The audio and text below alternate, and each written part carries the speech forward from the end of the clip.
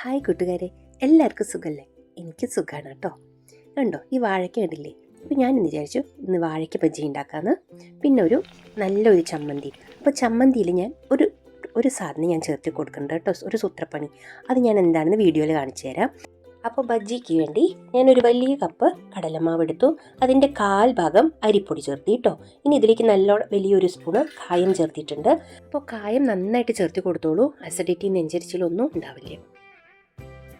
ഇനി ഇതിലേക്ക് നമുക്ക് ആവശ്യത്തിനുള്ള ഉപ്പ് ചേർത്ത് കൊടുക്കാം. കളറിന് വേണ്ടി ഒരു 1/2 സ്പൂൺ കാശ്മീരി ചില്ലി പൗഡറും എരിവിന് വേണ്ടി ഒരു നുള്ള് മുളക് പൊടിയും ചേർത്ത് കൊടുക്കുന്നുണ്ട് കേട്ടോ. ഇനി ഞാനിതിൽ ബേക്കിംഗ് സോഡയല്ല ഞാൻ ഉപയോഗിക്കുന്നത്. ഞാൻ പറഞ്ഞില്ലേ ഒരു സാധനം ചേർത്ത് കൊടുക്കുന്നുണ്ട് എന്ന്. അത് ഞാൻ ഈ പുളിച്ച ദോശമാവാണ് കേട്ടോ ഒഴിച്ചു കൊടുക്കുന്നത്. ഒരു വലിയ 2 സ്പൂൺ പുളിച്ച ദോശമാവ് കൂടി ചേർത്ത് കൊടുക്കാം. ഇനി ഇതെല്ലാം കൂടി നന്നായിട്ടൊന്ന് മിക്സ് ചെയ്യാം കേട്ടോ. അപ്പോൾ ഇത് ആദ്യം ഒന്ന് നന്നായിട്ട് മിക്സ് ചെയ്ത് കൊടുക്കാം. ഇനി ഇത്തിരീശ വെള്ളമായിട്ട് നമുക്ക് ആവശ്യത്തിന് കുറേശ്ശെ ഒഴിച്ചിട്ട് ഇളക്കി കൊടുക്കാം കേട്ടോ.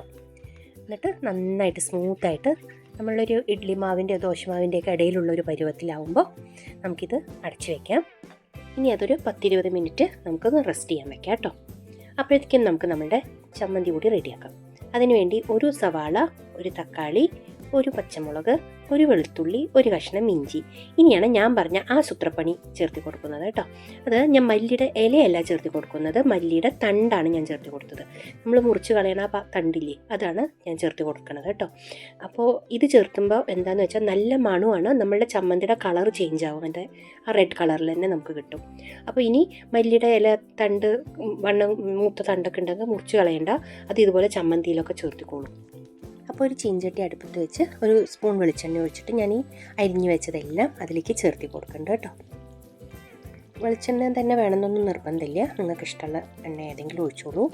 ഇനി ഇതൊന്ന് ഇളക്കി കൊടുത്തിട്ട് ഇതിലേക്ക് ഞാൻ ഒരു സ്പൂൺ കാശ്മീരി ചില്ലി പൗഡറാണ് ചേർത്തത്. എരിവില്ല കേട്ടോ അത്. ഇനി ഞാനിതിലേക്ക് ഒരു 2 വറ്റൽമുളക് വറമുളക് കൂടി ചേർത്തി കൊടുത്തിട്ടുണ്ട്.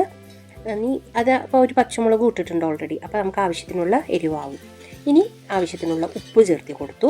ഇനി ഇത് നന്നായിട്ടൊന്ന് വഴണ്ട് വരട്ടെ കേട്ടോ. പച്ചമണമൊക്കെ മാറി ഒന്ന് നന്നായിട്ട് മൂത്ത് വരട്ടെ. നിങ്ങൾക്ക് നല്ല വഴറ്റി നന്നായിട്ട് ഫ്രൈ ആക്കി എടുത്ത് അരച്ചാലും നല്ല ടേസ്റ്റാണ്. പിന്നെ എന്തെങ്കിലും അധികം ഫ്രൈ ഒന്നും ആക്കണില്ല, ഒരു 1/4 ഭാഗം നന്നായിട്ടൊന്ന് വെന്ത് ഉള്ളിയൊക്കെ ഒന്ന് ട്രാൻസ്പെറൻ്റ് ആവണ വരെ മാത്രമേ ഞാനിത് വഴറ്റിയിട്ടുള്ളൂ കേട്ടോ. അപ്പോൾ നമ്മൾ ഈ വതക്കി വെച്ച ഉള്ളിയും തക്കാളിയും ഒക്കെ നന്നായി ചൂടാറിയ ശേഷം നമുക്ക് മിക്സഡ് ജാറിലേക്ക് ചേർത്തി കൊടുക്കാം കേട്ടോ. ചൂടോടെ അരയ്ക്കേണ്ട, ചൂടാറിയിട്ട് അരച്ചാൽ മതി. ചൂടോടെ അരച്ച ടേസ്റ്റും ചേഞ്ച് ആവും. അപ്പോൾ ചൂട് ആറിയിട്ട് നമുക്ക് അരയ്ക്കാം കേട്ടോ. ഞാനിപ്പോൾ ഇത് ചൂടാറാൻ വേണ്ടി ഇവിടെ വെച്ചിട്ടുണ്ട്, ആറട്ടെ. നിങ്ങൾക്ക് ഈ ടിപ്സ് നിങ്ങൾക്ക് ഇഷ്ടപ്പെട്ടു? നിങ്ങൾ ഈ മല്ലിയിലയുടെ തണ്ട് ഇട്ടിട്ട് ചമ്മന്തി അരച്ച് നോക്കിയിട്ടുണ്ടോ? എപ്പോഴെങ്കിലും ചെയ്തു നോക്കൂട്ടോ, നല്ല ടേസ്റ്റാണ്. നമ്മുടെ ആ ചമ്മന്തിയുടെ കളറും ചേഞ്ച് ആവില്ല. അതുപോലെ ദോശമാവ് ഒഴിച്ചിട്ട് പഴംപൊരി ഉണ്ടാക്കിയാലും ടേസ്റ്റാണ്. വാഴയ്ക്ക ബജിയോ എന്ത് വേണമെങ്കിലും പക്കോട അങ്ങനെയൊക്കെ ഉണ്ടാക്കുമ്പോഴും നമ്മൾ ദോശമാവ് ചേർത്തിക്കോളൂ കേട്ടോ, നല്ലതാണ്. അപ്പോൾ ഇത് നോക്കൂ, ഞാൻ ചമ്മന്തി നന്നായിട്ട് അരച്ചെടുത്തിട്ടുണ്ട് കേട്ടോ. ഇനിയിപ്പോൾ ഇതിലൊന്നും ചെയ്യാനില്ല, വറുത്തിടണമെങ്കിൽ വറുത്തിട്ടോളൂ. വറുത്തിടണമെന്നൊരു നിർബന്ധമില്ല അതിൻ്റെ മേലെ. അപ്പോൾ നമ്മുടെ ചമ്മന്തി റെഡി ആയിട്ടുണ്ട് കേട്ടോ. ഇനി നമുക്ക് നമ്മളുടെ വാഴയ്ക്ക ബജ്ജി കൂടി ഉണ്ടാക്കിയെടുക്കാം. അപ്പോൾ അതിന് വേണ്ടി ഞാൻ 2 വാഴയ്ക്കയാണ് എടുത്തിരിക്കുന്നത്. ആ വാഴക്കൊല കണ്ടില്ലേ, അത് മൂത്തപ്പോൾ അതിൽ നിന്ന് 2 എണ്ണമാണ് കേട്ടോ എടുത്തത്.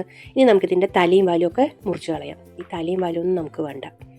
ഇനി നമുക്ക് വേണ്ടത് നമ്മുടെ ക്യാരറ്റ് ചീവണ ആ ഗ്രേറ്ററില്ലേ, അതിൽ ചിപ്സൊക്കെ ചീവണ ആ ഭാഗം കൊണ്ടാണ് ഞാനിത് ഒരേ കനത്തിലാണ് ഞാനിത് ചീവിയെടുത്തത് കേട്ടോ, ഇതുപോലെ. അപ്പോൾ നമ്മളുടെ മാവും റെഡിയായി, വാഴയ്ക്ക അരിഞ്ഞതും റെഡിയായി. അപ്പോൾ നമുക്കിനി ഇതിനെ ഓരോന്നായിട്ട് മുക്കി എണ്ണയിൽ വറുത്തെടുക്കാം കേട്ടോ. വരും.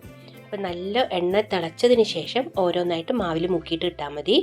അപ്പോൾ എണ്ണ ചൂടായിട്ടില്ല എന്നുണ്ടെങ്കിൽ അത് താഴെ പോയി ഇങ്ങനെ ഒട്ടി നിൽക്കും. അപ്പോൾ പിന്നെ നമ്മളുടെ ഇത് വാഴയ്ക്ക ബജ്ജി നന്നായിട്ട് കുക്കാവില്ല, എണ്ണയും നല്ലോണം കുടിക്കും. അപ്പോൾ നല്ലോണം തിളച്ചത് ഇട്ട് കഴിഞ്ഞാൽ ഇതിങ്ങനെ പെട്ടെന്ന് തന്നെ മുകളിലേക്ക് പൊങ്ങി വരും. പിന്നെ അതിൻ്റെ മേലെ ആ പൊള്ളം പോലെ വരും. അതാണ് കറക്റ്റ് പെർഫെക്റ്റ് കുക്കാവും നമ്മുടെ ബജ്ജി, നല്ല ടേസ്റ്റായിട്ട് കിട്ടും. വാഴയ്ക്ക ബജ്ജി ഉണ്ടാക്കാനൊന്നും ആർക്കും പഠിപ്പിച്ചു കൊടുക്കണ്ട, എല്ലാവർക്കും അറിയാം അല്ലേ. അപ്പോൾ പക്ഷേ ഇതുപോലുള്ള ചെറിയ ചെറിയ കാര്യങ്ങൾ നമ്മൾ ശ്രദ്ധിച്ചാൽ ചില കടയിൽ നിന്നൊക്കെ കഴിക്കുമ്പോൾ നല്ല ടേസ്റ്റ് അല്ലേ. അപ്പോൾ നമുക്കും അതുപോലെ നല്ല ടേസ്റ്റി ആയിട്ട് ചായക്കടയിലത്തെ അതേ ടേസ്റ്റിൽ ഇത് നമുക്ക് വീട്ടിൽ ഹെൽത്തി ആയിട്ട് തന്നെ ഉണ്ടാക്കിയെടുക്കാം. പിന്നെ ഈ ചമ്മന്തി നിങ്ങൾ എന്തായാലും അരച്ച് നോക്കണം, നിങ്ങൾക്ക് ഇഷ്ടമാവും. ഈ ചമ്മന്തിയും ഈ ബജ്ജിയും കൂടി നല്ല കോമ്പിനേഷനാണ്. അപ്പോൾ നമ്മളുടെ ബജ്ജി ചമ്മന്തി റെഡിയായി. ഇത് സെർവ് ചെയ്യാൻ റെഡിയായി കേട്ടോ. അപ്പോൾ നിങ്ങളിത് എന്തായാലും ഉണ്ടാക്കി നോക്കണം. നിങ്ങൾക്ക് ഈ ടിപ്സ് ഇഷ്ടപ്പെട്ടു എന്ന് പറയണം കേട്ടോ.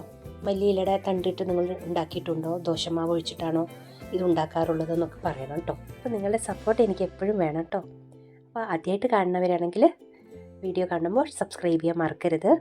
ലൈക്ക് ചെയ്യണം, സബ്സ്ക്രൈബ് ചെയ്യണം, കമൻറ്റ് ചെയ്യണം കേട്ടോ. കമൻറ്റ് ചെയ്യണേ, നിങ്ങളുടെ അഭിപ്രായങ്ങൾ അറിയാൻ എനിക്ക് വളരെ സന്തോഷമാണ്. അപ്പോൾ ശരി കേട്ടോ, വീണ്ടും കാണാം. ബൈ.